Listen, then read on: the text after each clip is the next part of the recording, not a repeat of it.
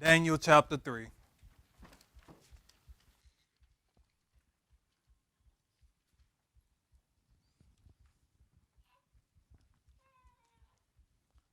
Beginning at verse 14. Nebuchadnezzar responded and said to them, "Is it true, Shadrach, Meshach, and Abednego, that you do not serve my God or worship the golden image that I have set up?" I'm going to give you another chance to do as I commanded you to do. One last opportunity. I know that you're not familiar with this. You're not used to it. And so let me give you a chance. Verse 15. Now if you're ready, at the moment you hear the sound of the horn, the flute, the lyre, the trigon, the psaltery, and bagpipe, and all kinds of music, to fall down and worship the image that I have made very well. But if you do not worship, you will immediately be cast into the midst of a furnace of blazing fire. And what God is there who can deliver you from my hands? Shadrach, Meshach, and Abednego replied to the king, "O Nebuchadnezzar, we do not need to give you an answer concerning this matter. If it be so, our God we serve is able to deliver us from the furnace of blazing fire, and he will deliver us out of your hand, O king. But even if he does not, let it be known to you, O king, that we are not going to serve your gods or worship the golden image that you have set up." But even if he does not, what a term that, or sentence that we are quite familiar. We read it in a lot of literature. We hear it in a lot of music that we listen to. One of my favorite songs is "Even If" by Mercy Me. And he quotes these exact terms. But I think that people today, and even Christians today, don't understand the power that lies behind such terms. Today I want to discuss faith versus furnace and use these men's lives to show how our faith can triumph over any furnace that we may face. But these words, I don't think that many people understand its power. I don't think that people truly understand that these 5 words have provided peace. Peace for that woman struggling with cancer. And the doctor came in and said, "There's nothing more that I could do." I don't think that people truly understand that these 5 words have provided rest for that father whose son passed away from this earth. I don't think that people understand the power that these words have for that kid who has been battling sicknesses all of his life, and he's faced with death.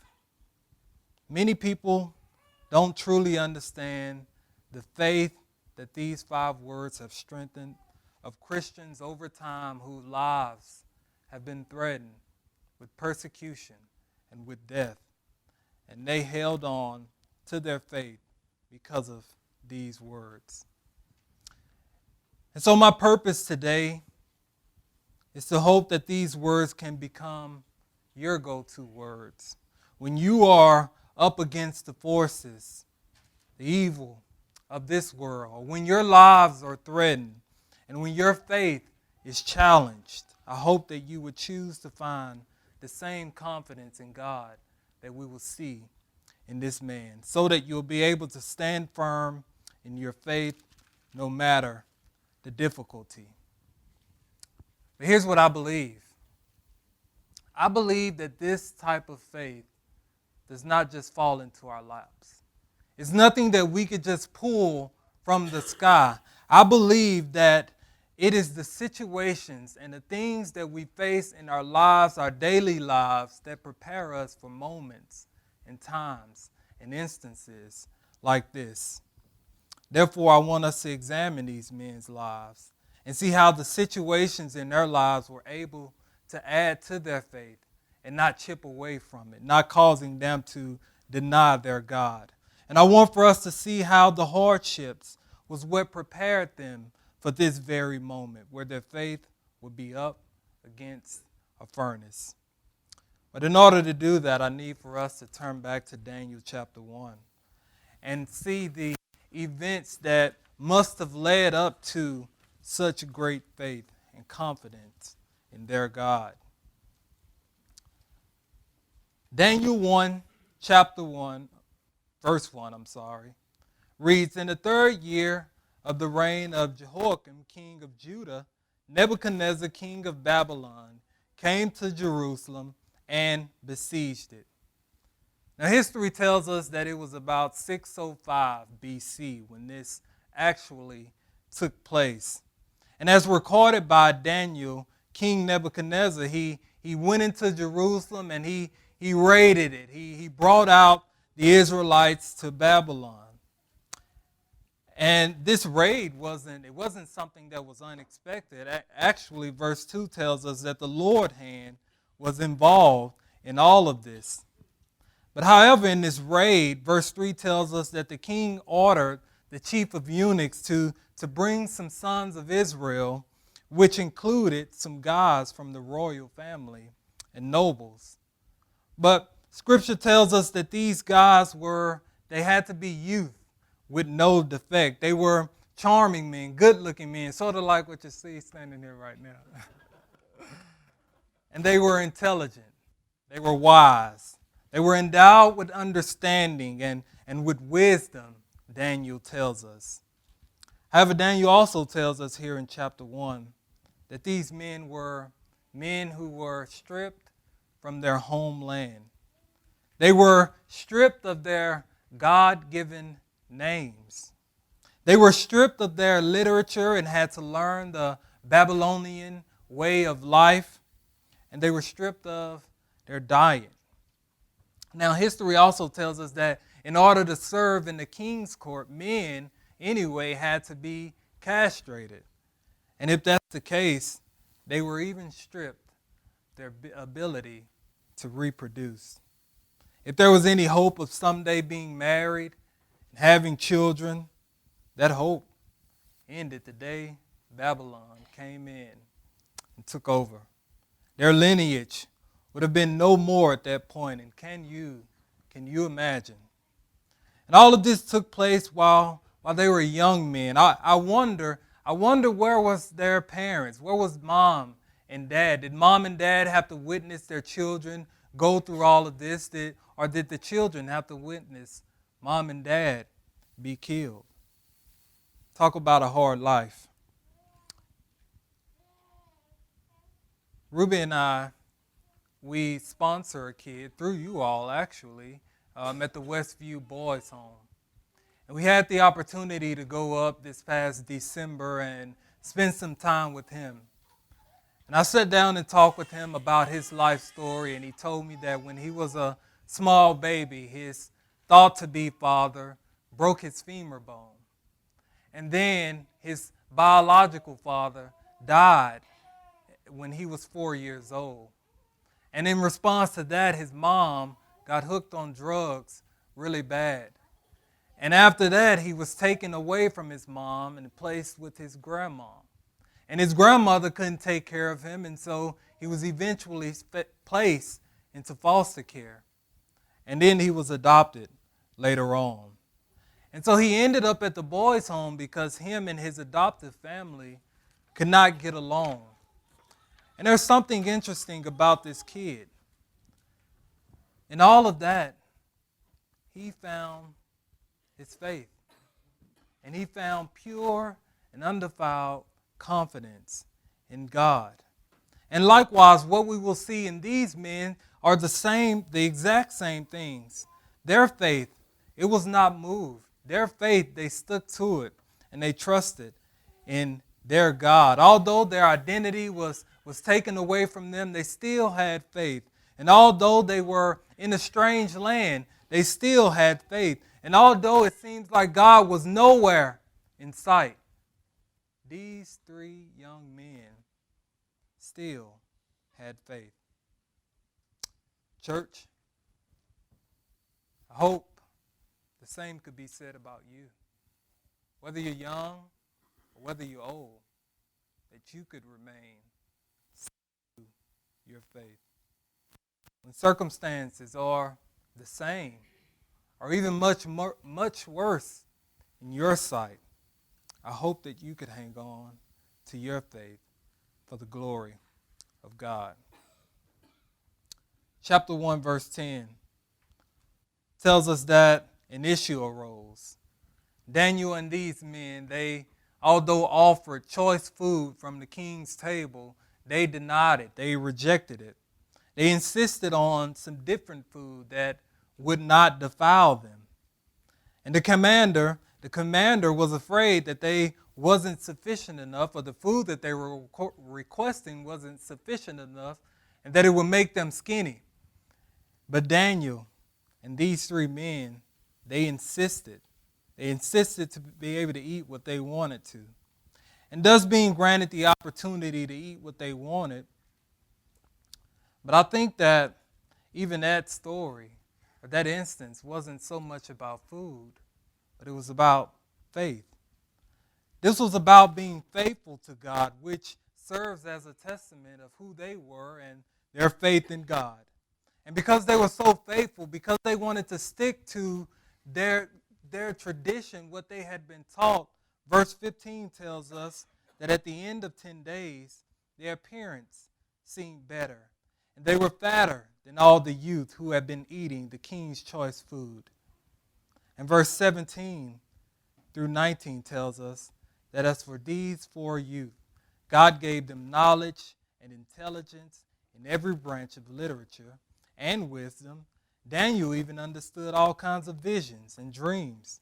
And then at the end of the days, which the king had specified for presenting them, the commander of the officials presented them before King Nebuchadnezzar.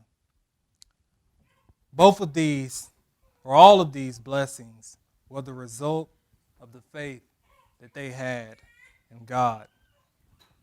I did a lesson here recently on peer pressure and how we, if we're not careful, could succumb to the peer pressure of this world. Galatians chapter 2, we read about Paul confronting Cedars or Peter about denying the Gentiles for the sake of the Jews. And in Galatians, Paul tells us that even Barnabas was swooned by that type of pressure. You see, if we're not careful, we too can fall into the pressure of our environment. But like these men, and also like Paul, we must be willing to stand for what is right and what is pleasing to God. I get to brag on my daughter a little bit, the oldest one. When she sees something is not right, or if it's something that she's up against, she'll tell you, no, that's not right. Yesterday we were putting her down to bed and she told us, I'm not going to bed. And she put up the fight, but of course we win because we're the parents. But to see her confidence in what she believes and what she stands for is what brings me great joy. I hope you're willing to stand for God, even when tempted to fall into the pressure of your environment. You're willing to stick to God. And that's what I see in these men. By chapter 2, Nebuchadnezzar, he has this dream. And this dream, it was troubling to him, as Scripture tells us. And he begins to give order for this dream to be recalled and interpreted. And in fact, he ordered and he declared that if nobody could come and interpret and first of all recite this dream, then they would be put to death. Verse 5 of chapter 2 tells us, the king replied to the Babylonians, the command from me is firm. If you do not make known to me the dream and its interpretation, you will be torn limb from limb, and your houses will be made rubbish heap. But these men could not repeat or interpret, resulting in the declaration that all of them, all the wise men of Babylon, be killed. And so in search of this declaration, they went looking for Daniel and these three men. And Daniel goes to, in verse 16, goes to these three men and say to them, hey, here's what before us. I need you all to pray. And afterwards, Daniel ultimately interprets the dream and told the king his kingdom and other kingdoms were a part of this dream. And in verse 38, Daniel reveals to the king that he was the head of gold in this dream. And after the interpretation, King Nebuchadnezzar paid homage to Daniel and promoted Daniel. But not only Daniel, he promoted these three men, Shadrach, Meshach, and Abednego. I see in this section that these were men who trusted in the power of God. And because of that, these men, again, were promoted. Our faithfulness, despite pressure, still has this power today. You see, I believe that the world is drawn and or attracted to pure Christian confidence, as we see in these men. Things seem to be going well at this point, actually. The troubles seem to be over. In fact, if we had never read chapter 3 at the beginning of class today, we think that everything was peachy from here on out, which gets us to the incident in chapter 3. It is believed that due to Nebuchadnezzar's dream, he and his arrogance, he would set up this image to be created, and he would want it to be worship. I want for us to read verses 2 through 13 in chapter 3. It says that then Nebuchadnezzar the king sent word to assemble the satraps, the prefects, and the governors, the counselors, the treasurers, the judges, the magistrates, and all the rulers of the provinces to come to the dedication of the image that Nebuchadnezzar the king had set up. Then the satraps, the prefects, and the governor, the counselors, the treasurers, the judges, the magistrates, and all the rulers of the provinces were assembled for the dedication of the image that Nebuchadnezzar the king had set up. And they stood before the image that Nebuchadnezzar had set up. And then the herald loudly proclaimed, to you the command is given, O people, nations, and men of every language. At the moment you hear the sound of the horn, the flute, the lyre, the trigon, the psaltery, the bagpipe, and all kinds of music, you are to fall down and worship the golden image that Nebuchadnezzar the king has set up. But whoever does not fall down, and whoever does not worship, shall immediately be cast into the midst of a furnace of blazing fire. Therefore, at the time when all the people heard the sound of the horn, the flute, the lyre, the trigon, the psaltery, bagpipe, and all kinds of music, all the people, nations and men of every language fell down and worshiped the golden image that Nebuchadnezzar the king had set up. And for this reason, at the time, certain Babylonians came forward and brought charges against the Jews. They responded and said to Nebuchadnezzar the king, O king, live forever. You, O king, have made a decree that every man who hears the sound of the instruments and all kinds of music is to fall down and worship the golden image. And you said that whoever does not fall down and worship shall be cast into the midst of a furnace of blazing fire. There are certain Jews whom you have appointed over administration of the province of Babylon, named Shadrach, Meshach, and Abednego. And these men, O king, these men, O king, have disregarded you. They do not serve your gods and worship the golden image which you have set up. Then Nebuchadnezzar, in rage and anger, gave order to bring Shadrach, Meshach, and Abednego. Then these men were brought before the king. I want us to imagine how betrayed Nebuchadnezzar must have felt. I have elevated you all. I have given you choice food. I have allowed you men great education. I have favored you more than I favored my own people. And this is how you do me for your God. I have done all of these things for you, and you embarrass me in front of my own people. It's no wonder verse 13 says he was in rage and in anger.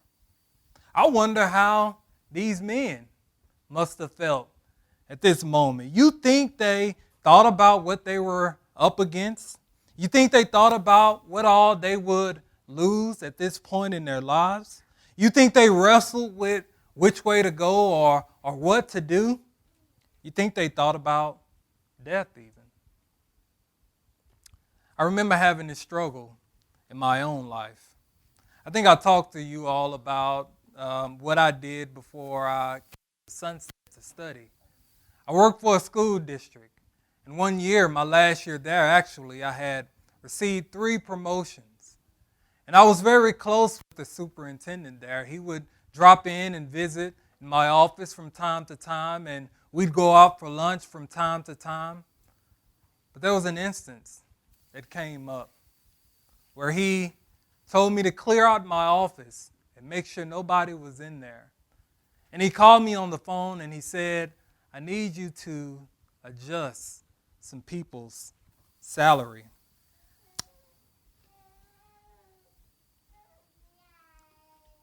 I also remember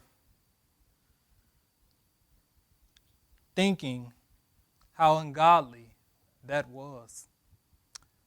It was a decision that I had to sit in my office for the next hour or so and wrestle with. It was something I knew would not be pleasing to my Lord, my God. It was something that could cost me my job, my career, my livelihood if I had not obeyed. But I chose God. And so did these men. They must have counted the cost of their decision. They must have weighed the potential impact. However, these men, they chose God, thus being sentenced to death by fire. Have you ever considered the waiting period from the time they were sentenced to death and the time they was actually thrown into the fire, and how difficult that must have been? Could you imagine the conversations they were having with each other? I think the waiting period, that's probably the toughest period for anybody who's willing to or going to face something. The fear of the unknown. This is actually the period in which a lot of people decide to give in. I studied criminal justice, and I remember reading how detectives, when they have a suspect, how they bring them into the room to interrogate them, and they bring up the charges and reveal to them what they're going to face as far as sentence-wise, and then leave out of the room. And it is during that time, a lot of them give in, a lot of them confess information because they've had time to think about it. Ruby took me to see a movie called Just Mercy on my birthday. And in this movie, it's about a group of guys who had been sentenced to death, the electric chair, and they were awaiting their persecution. And I remember this one guy, it was the night before he would be killed, how he was banging his head against the wall. And he was just going frantically crazy because of what was ahead of him. And I remember after someone came in and prayed with him and being encouraged by a song that he requested to hear before his death, "O Rugged Cross," he was then at peace. But there are some who give in under pressure. I don't know if you're familiar with the 40 soldiers, the 40 Roman soldiers who was told to deny their faith and worship the emperor. And they rejected, thus them being thrown into a freezing lake. But there was one who could not endure. And he swam out of the lake, ultimately denied his faith. But these three men, there were three men willing to even endure the waiting period while remaining faithful to the Lord. You remember Paul and Silas in their waiting period, what they decided to do, to sing praises unto God, to worship. You remember Peter, Acts chapter 12, in his waiting period, what he was doing in prison, not knowing what he would face the next day. Sleeping in his cell. These men, we see, was thrown into the fire because they remained faithful. Let's read verses 21 through 26.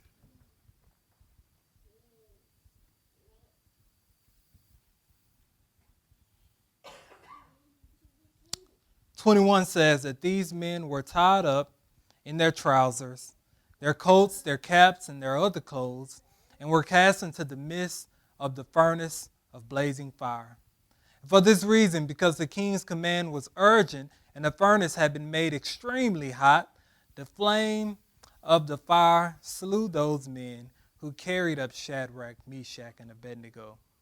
But these three men, Shadrach, Meshach, and Abednego, fell into the midst of the furnace of blazing fire, still tied up. Then Nebuchadnezzar the king was astounded and stood up in haste. And he said to his high official, "Was it not three men we cast bound into the midst of the fire?" And they replied to the king, "Certainly, O king." And he said, "Look, I see 4 men loosed and walking about in the midst of the fire without harm, and the appearance of the fourth is like a son of the gods." Then Nebuchadnezzar came near to the door of the furnace of blazing fire. He responded and said, "Shadrach, Meshach, and Abednego, come out, you servants of the Most High God, and come here." And then Shadrach, Meshach, and Abednego came out of the midst of fire. I love how the story ends. After noticing the fourth man, he calls these 3 men out. He blesses our God, and he commands that no other God except Yahweh, our God, be worshipped. Not only that, but he decreed that Yahweh couldn't be offended because no other God could deliver that way. Remember his question at the beginning in verse 15? What God is there who can deliver you out of my hands? I guess by this time he found the answer to his question. I begin by saying that throughout these men's history, their events, their circumstances was what prepared them for this very moment. These men were faithful despite being taken from their homeland. These men were faithful despite being stripped of everything that they had known. These men were prayerful and trusting in God when their lives had been threatened time after time. And I believe it was because of these things and them being able to witness the sovereignty of God all throughout their lives, they were able to put their faith against their furnace and come out victorious. I hope that you could see in this story the power of your God. I hope that you're able to see the impact you can have on those around you if you decide to trust in your God. I hope that you can see that your God is always in your midst, no matter what it is you may go through. I have some questions that I want to ask. What does your faith say about you in the midst of your furnace? How does your faith brings glory to our God in the midst of your furnace? Are others around you able to see the Lord in your midst when you are facing difficulties? I hope that your answer is yes. I think one of the strongest methods of evangelism is for people to be able to see the Christian faith, the Christian endurance and perseverance in the midst of trials and tribulations. I talked about Polycarp, one of the church fathers, a long time ago, who was placed in front of the emperor and thousands of people and yelled, hey, deny your faith and save your life. Not only that, but you could save the lives of these Christians who are standing alongside of you. But Polycarp chose his God and his faith, thus resulting in him being persecuted and killed and the other Christians that stood beside him. But the beauty of that situation is the church grew. The church grew because they got to see the power and the confidence in faith. The goodness, the sovereignty of God is too good for us to overlook. It amazes me that this same God we are reading about over 2,500 years ago is still the God of this world today. You who are without him, look at what you're missing out on. Look at the blessing you are missing out on. Look at the power that you are missing out on being without him. I encourage you to choose today to take hold of that. Take hold of this blessing, this reward, and commit your life to him as these men chose to do. Be the example that you need to be to your family, your children, your friends, so that your example may lead others to this God. Peter, in Acts chapter 2, pleaded and urged Christians to save themselves from this perverse generation, resulting in 3,000 men saving themselves, men and women. My same plea, I have the same plea today for you all who are without Christ Jesus. Whatever we could do as a church to help you commit your life to Christ, let us do so.